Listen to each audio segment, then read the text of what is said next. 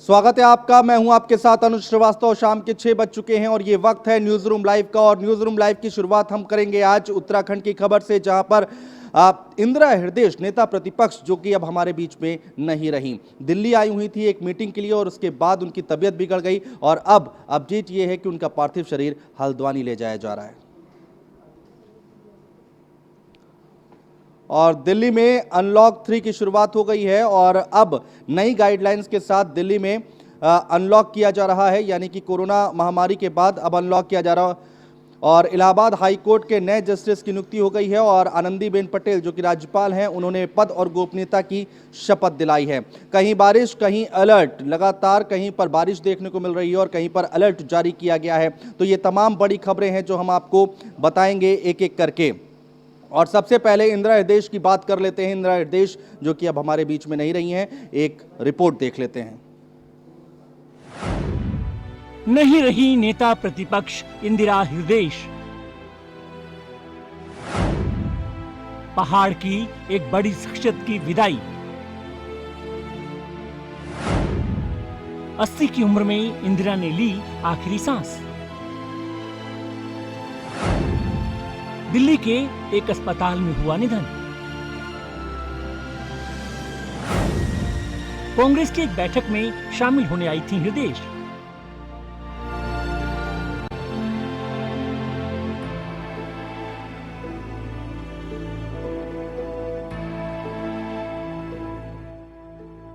उत्तराखंड की राजनीति में जबरदस्त धमक रखने वाली कांग्रेस की वरिष्ठ नेत्री और प्रदेश की नेता प्रतिपक्ष इंदिरा हृदयेश अब हमारे बीच नहीं है। दिल्ली में हृदय गति रुकने से उनका देहांत हो गया। सालों के अपने राजनीतिक करियर में इंदिरा हृदयेश ने उत्तराखंड की राजनीति को नए मुकाम दिए और प्रदेश में विकास की डोर को बांधी। यहाँ तक कि कुमाऊं मंडल में उनको मदद का मसीहा भी माना जाता है। 7 अप्रैल 1941 को इंदिरा हृदयेश का जन्म हुआ था। 1974 में पहली बार विधायक बनी थी। 2012 से 2017 तक वित्त मंत्री भी रही हैं इंदिरा हृदयेश। 2017 से 2021 में विधानसभा में नेता प्रतिपक्ष रही हैं। इंदिरा हृदयेश की निधन की खबर जैसे ही आई, श्रद्धांजलि देने वालों का तांता लग गया। कांग्रेस सांसद राहुल गांधी ने ट्वीट कर श्रद्धांजलि दी, तो ही पूर्व सीएम हरीश रावत समेत तमाम कांग्रेस नेताओं ने याद किया। यूपी के मुख्यमंत्री योगी आदित्यनाथ ने भी ट्वीट कर श्रद्धांजलि दी, तो पूर्व सीएम अखिलेश यादव ने भी याद किया। देखिए, कल होगा मेरे ख्याल से सामाजिक राजनीतिक पृष्ठभूमि से जुड़े हुए लोग और विशेषतम मैं कहूँगा हल्द्वानी, जो उनकी विधानसभा रही इतने वर्षों से, जिसके लिए उन्होंने दिन रात मेहनत करके उसे अपने जैसे एक महिला घर को सजाती है, उस पूरे विधानसभा को, शहर को सजाया। तो इसलिए होगा सम्मान के साथ। और देखिए, वो हमारे बीच में नहीं रही है, लेकिन उनका जो कार्य है और जो कार्यशैली है वो सदैव जीवित रहेगी। एक्शन देने का काम करती थी, उसको एक नए तरीके से गढ़ने का काम करती थी। कल हमने जो यात्रा का प्रोग्राम बनाया, परिवर्तन यात्रा का, उस यात्रा के प्रोग्राम को उन्होंने ही तय करवाने का और खुशी खुशी सब काम करवाया। लेकिन आज सबको अशुभपुरी छोड़ करके चली गई। एक बहुत बड़ी क्षति है राज्य के लिए। ये किसी पार्टी की क्षति न होकर पूरे उत्तराखंड राज्य के लिए बहुत बड़ी क्षति है और मेरे लिए तो व्यक्तिगत क्षति भी है। हमेशा उनका मातृत्व वाली भावना का प्रेम हम लोगों को मिला और बहुत कुछ सीखने का उनसे मिला। वो उत्तराखंड की राजनीति में संसदीय परंपराओं का जो ज्ञान उनको था और जो राजनीति करने की उनकी शैली थी। भले ही इंदिरा हृदयेश आज हमारे बीच नहीं है, लेकिन जिस तरह से उन्होंने जनता की सेवा की और उत्तराखंड के विकास के लिए लगातार प्रयासरत रहीं, उसे कभी भी भुलाया नहीं जा सकता। न्यूज़ 1 इंडिया की तरफ से इंदिरा हृदयेश को श्रद्धांजलि।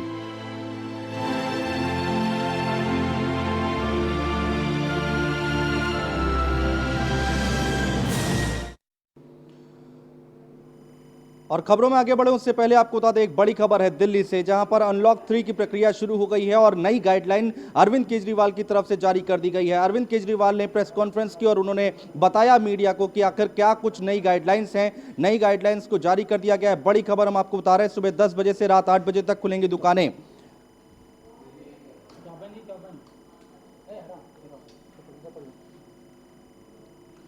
50% कैपेसिटी के साथ खुलेंगे रेस्टोरेंट। धार्मिक सांस्कृतिक आयोजनों पर रहेगी रोक। स्कूल, कॉलेज और कोचिंग संस्थान बंद रहेंगे। सामाजिक राजनीतिक कार्यक्रमों पर भी रोक है। खेल कूद मनोरंजन पर भी अभी रोक बरकरार रहेगी। स्विमिंग पूल, स्टेडियम, खेल परिसर, सिनेमाघर, मल्टीप्लेक्सेस जो हैं वो बंद रहेंगे। तो ये नई गाइडलाइन जारी की गई है दिल्ली सरकार की तरफ से। अरविंद केजरीवाल ने मीडिया के सामने आकर ये तमाम बातें बताई हैं। तो दिल्ली अब अनलॉक 3 की गाइडलाइन जारी हो गई है। सुबह 10 बजे से रात 8 बजे तक खुलेंगी दुकानें। 50% कैपेसिटी के साथ रेस्तरां खुलेंगे। धार्मिक सांस्कृतिक आयोजनों पर अभी रोक रहेगी। तो बड़ी खबर हम आपको बता रहे हैं, लगातार अनलॉक 3 की गाइडलाइन दिल्ली सरकार की तरफ से जारी कर दी गई हैं। कल सुबह 5 बजे इस बार इस हफ्ते का जो लॉकडाउन है वो ख़त्म होगा।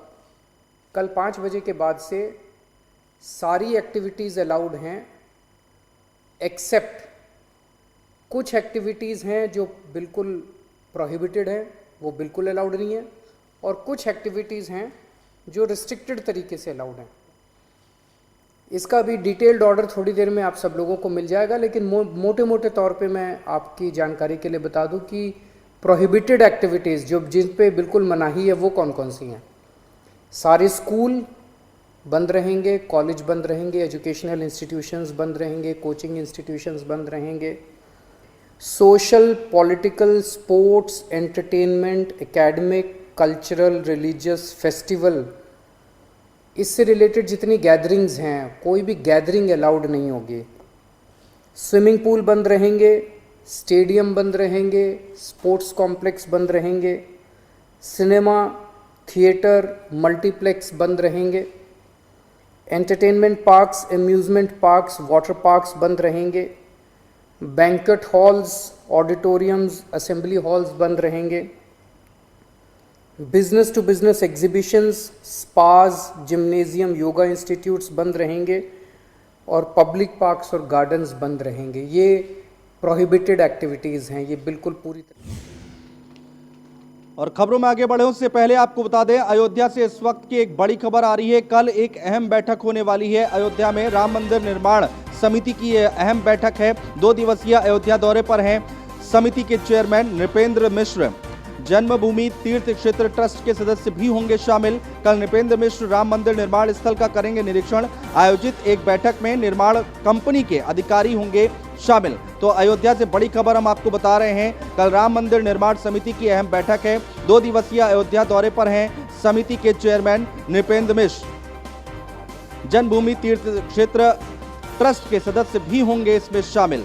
तो अयोध्या से बड़ी खबर लगातार हम आपको बता रहे हैं, अहम खबर है। 2 दिवसीय अयोध्या दौरे पर हैं समिति के चेयरमैन। इस वक्त की बड़ी खबर आ रही है अयोध्या से, जन्मभूमि तीर्थ क्षेत्र ट्रस्ट के सदस्य भी इसमें शामिल होंगे। तो कल अहम बैठक होने जा रही है अयोध्या से, बड़ी खबर हम आपको बता रहे हैं।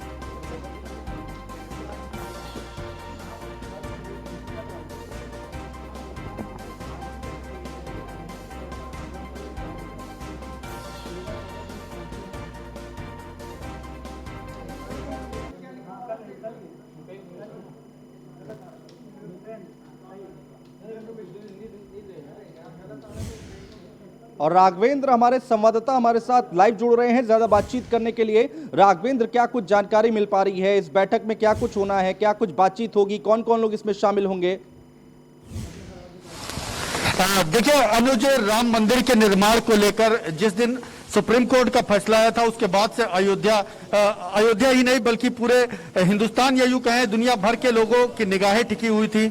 पूरे देश और विदेश से राम मंदिर को लेकर के सहयोग भी भेजा गया है। ऐसे में हर व्यक्ति यह चाहता है कि राम मंदिर का जल्द से जल्द निर्माण पूरा हो और वह सभी भगवान राम के मंदिर में आकर के अपने आराध्य प्रभु राम का दर्शन कर सकें। ऐसे में एक बेहद ही और बड़ी जिम्मेदारी बनती है ट्रस्ट की, जिसके द्वारा निर्माण कार्य होना है कि वह हर आवाम को समय समय पर बताती रहे। यही कारण है कि जब आज बैठक हुई, प्रधानमंत्री के सलाहकार रहे और पूर्व IAS साथ ही श्री राम जन्मभूमि निर्माण समिति के चेयरमैन नृपेंद्र मिश्र उनके द्वारा अयोध्या में बैठक की गई। सुबह से ही आज यह बैठक शुरू हो गई थी। 9:30 बजे के करीब नृपेंद्र मिश्र ने गर्भगृह में भगवान रामलला का दर्शन किया था और उसके बाद से उन्होंने गर्भगृह परिसर का निरीक्षण किया हुआ था।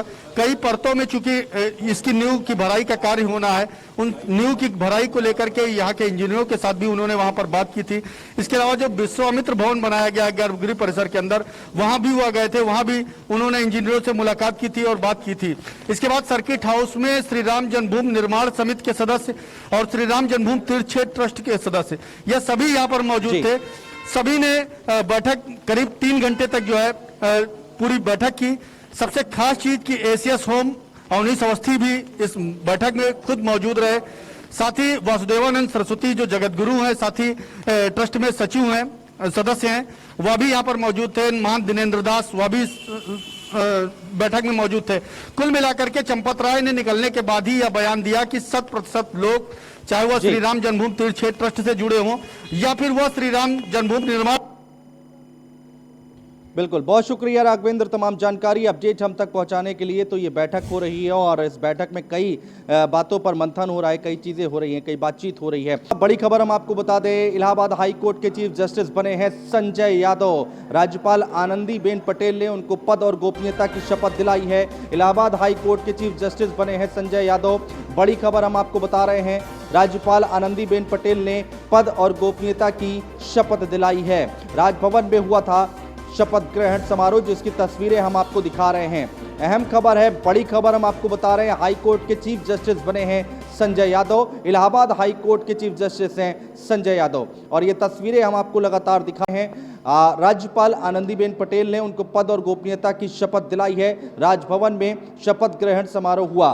तो बड़ी खबर हम आपको बता रहे हैं। अहम खबर है, सीएम योगी भी कार्यक्रम में मौजूद रहे, जिनकी तस्वीरें लगातार हम आपको दिखा रहे हैं। आनंदीबेन पटेल को आप देख सकते हैं यहाँ पर तस्वीरों में, संजय यादव को आप तस्वीरों में देख सकते हैं, जिनको हाई कोर्ट का, इलाहाबाद हाई कोर्ट का चीफ जस्टिस बनाया गया है। कौन है जस्टिस संजय यादव? 1986 में जबलपुर हाई कोर्ट में वकालत इन्होंने शुरू की थी।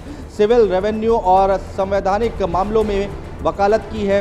इसके साथ ही साथ मार्च 1999 से अक्टूबर 2005 तक सरकारी अधिवक्ता रहे हैं। मध्य प्रदेश के डेप्यूटी एडवोकेट जनरल का पद भी इन्होंने संभाला है। तो ये बड़ी खबर हम आपको बता रहे हैं। आखिर कौन है जस्टिस संजय यादव, उनके बारे में क्या कुछ जानकारी है वो हम आपको देने की कोशिश कर रहे हैं। 2 बार मध्य प्रदेश हाईकोर्ट के कार्यवाहक मुख्य न्यायाधीश भी रह चुके हैं संजय यादव। 8 जनवरी 2021 को इलाहाबाद हाईकोर्ट के न्यायाधीश बने। तो जस्टिस संजय यादव के बारे में हम आपको बता रहे हैं। 8 जनवरी 2021 को इलाहाबाद हाईकोर्ट के न्यायाधीश बने हैं।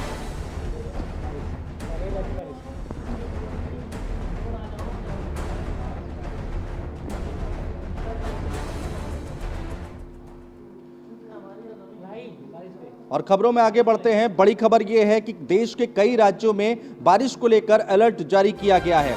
बड़ी खबर है, देश के कई राज्यों में भारी बारिश का अलर्ट जारी किया गया है। कौन कौन से वो राज्य हैं वो हम आपको बताते हैं। दिल्ली, पंजाब, हरियाणा में बारिश का अलर्ट जारी किया गया है। अगले 48 घंटे में मॉनसून दे सकता है दस्तक।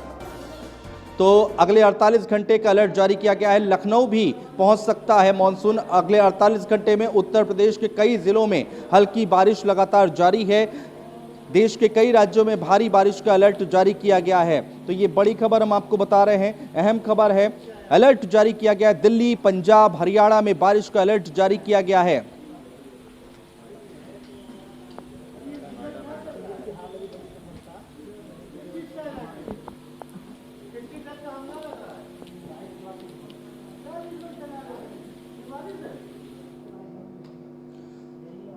और खबरों में आगे बढ़ते हैं और बात करते हैं नोएडा की, जहां पर पुलिस को बड़ी कामयाबी हाथ लगी है। यहां पर पुलिस ने 2 लोगों को गिरफ्तार किया है और ये 2 लोग जो है लूट की घटनाओं को अंजाम देते थे। नोएडा पुलिस के हाथ लगी है बड़ी सफलता। बड़ी खबर हम आपको बता रहे हैं। चेन स्नैचिंग, मोबाइल लूटने वाले 2 बदमाश जिनको अरेस्ट किया गया है। 2 अवैध चाकू और बाइक बरामद की गई है। तो बड़ी खबर हम आपको बता रहे हैं। अहम खबर है, सेक्टर 112 चौराहे से की गई गिरफ्तारी। थाना सेक्टर 49 पुलिस को मिली है सफलता। ये अहम खबर, बड़ी खबर नोएडा से आ रही है। पुलिस के हाथ लगी है बड़ी सफलता, जहां पर 2 लोगों को अरेस्ट किया गया है। चेन स्नैचिंग मोबाइल लूटने वाले 2 बदमाश अरेस्ट किए गए हैं। तो ये बड़ी खबर है नोएडा से, लगातार हम आपको बता रहे हैं।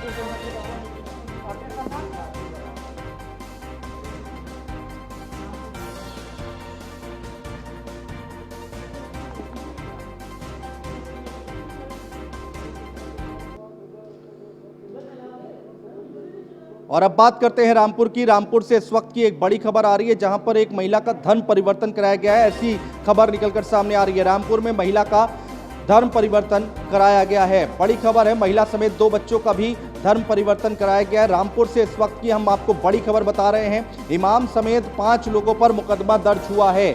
तो इमाम समेत 5 लोगों पर मुकदमा दर्ज हुआ है। किन किन धाराओं में हुआ है वो भी हम आपको बता रहे हैं। महिला के पति की सड़क दुर्घटना में हो चुकी है मौत।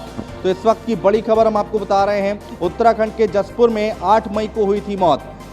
अहम खबर है, बड़ी खबर है। कोतवाली शाहबाद के बैरुआ गांव का ये मामला है, जहां पर एक महिला का धर्म परिवर्तन कराया गया। रामपुर से बड़ी खबर हम आपको बता रहे हैं। महिला समेत 2 बच्चों का भी धर्म परिवर्तन कराया गया है। इमाम समेत 5 लोगों पर मुकदमा दर्ज कराया गया है।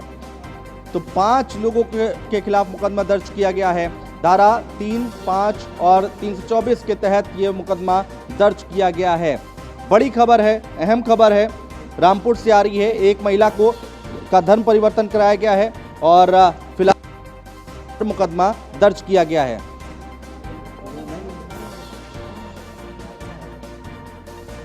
तो रामपुर से इस वक्त की बड़ी खबर, महिला समेत 2 बच्चों का भी धर्म परिवर्तन कराया गया है। रामपुर से खबर हम आपको बता रहे हैं, तस्वीरें भी लगातार हम आपको दिखा रहे हैं। इमाम समेत 5 लोगों पर मुकदमा दर्ज किया गया है।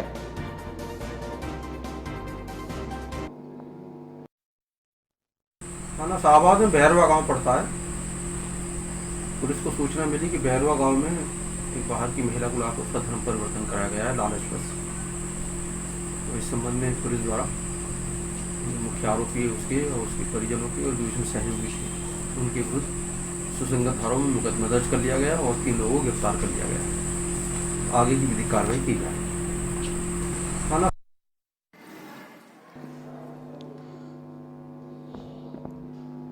और फ़हीम खान हमारे संवाददाता हमारे साथ जुड़ चुके हैं ज्यादा जानकारी के साथ। फ़हीम खान, क्या कुछ था ये पूरा मामला और क्या कुछ कार्रवाई की गई है? कौन कौन लोग इसमें शामिल थे? जी देखिए, मैं आपको बता दूं कि ये मामला पीछे प्रेम प्रसंग से जुड़ा है। एक महिला और उसके 2 बच्चे जो कि उत्तराखंड के निवासी हैं, ये आए थे यहाँ रहने के लिए और इसमें इनके पति की, महिला के पति की एक्सीडेंट में मौत हुई थी। उसके बाद ये रामपुर जाके रहने लगे थे। वहाँ इनका प्रेम प्रसंग हुआ। उसके बाद में इनका धर्म परिवर्तन हुआ और धर्म परिवर्तन के बाद जो मुस्लिम रीति रिवाज के साथ एक खतना होती है उनके बच्चों का, वो भी किया गया। और जिस तरह से ये मामला सामने आया है, ये मामला अपने आप में बड़ा मामला हो जाता है, क्योंकि रामपुर के अंदर इस तरह की कोई घटना अभी तक सामने नहीं आई थी। लेकिन जिस तरह से ये घटना सामने आई है, पुलिस अधीक्षक शगुन गौतम ने फौरन पुलिस को निर्देशित किया कि इसमें कड़ी कार्रवाई की जाए। इसमें एफआईआर दर्ज करने के बाद 5 लोगों के, उसके साथ ही कई लोगों को इसमें हिरासत में लेकर पूछताछ की गई। इसमें 4 लोगों को जेल भेजा गया है और इस मामले में कड़ी कार्रवाई करते हुए पुलिस अधीक्षक शगुन गौतम ने निर्देशित कर दिया है कि इसमें किसी भी तरह की कोई ढील ना दी जाए और इस मामले से सख्ती से निपटा जाए, क्योंकि ये मामला काफी दूर तक चला गया है, क्योंकि धर्म परिवर्तन से जुड़ा मामला है। हालांकि दूसरे पक्ष की बात अगर करें हम, तो उनका कहना यह है कि उन्होंने अपनी मर्जी से धर्म परिवर्तन किया और बच्चों ने भी ये बात बताई कि अपनी मर्जी के साथ उन्होंने ये काम किया। लेकिन जिस तरह से ये पूरा घटनाक्रम सामने आया है, ये अपने आप में बहुत बड़ा मामला बन गया है, क्योंकि रामपुर के अंदर पहले से ही कुछ चीजें ऐसी थी जो कि गोपशी को लेके और कई मामलों को लेके पुलिस भी गई हुई थी। लेकिन एक ही मामला आने के बाद और भी जो है वो माहौल में गर्मी आ गई, राजनीतिक माहौल गर्मा सा गया, क्योंकि धर्म परिवर्तन का जो मामला आया इसने तुल पकड़ लिया और पुलिस अधीक्षक ने भी बहुत तेजी के साथ कार्रवाई करते हुए आरोपियों को गिरफ्तार करने के बाद जेल भेजा है। बाकी आगे की कार्रवाई चल रही है। अब देखना ये होगा कि इसमें आगे पुलिस क्या कार्रवाई करती है। जी फ़हीम खान, बहुत शुक्रिया तमाम जानकारी अपडेट हम तक पहुंचाने के लिए। अब देखना होगा कि आगे क्या कुछ कार्रवाई होती है इस पूरी खबर को लेकर। और इसी के साथ न्यूज़ रूम लाइव में आज के लिए बस इतना ही, लेकिन न्यूज़ 1 इंडिया के साथ आप बने रहिए।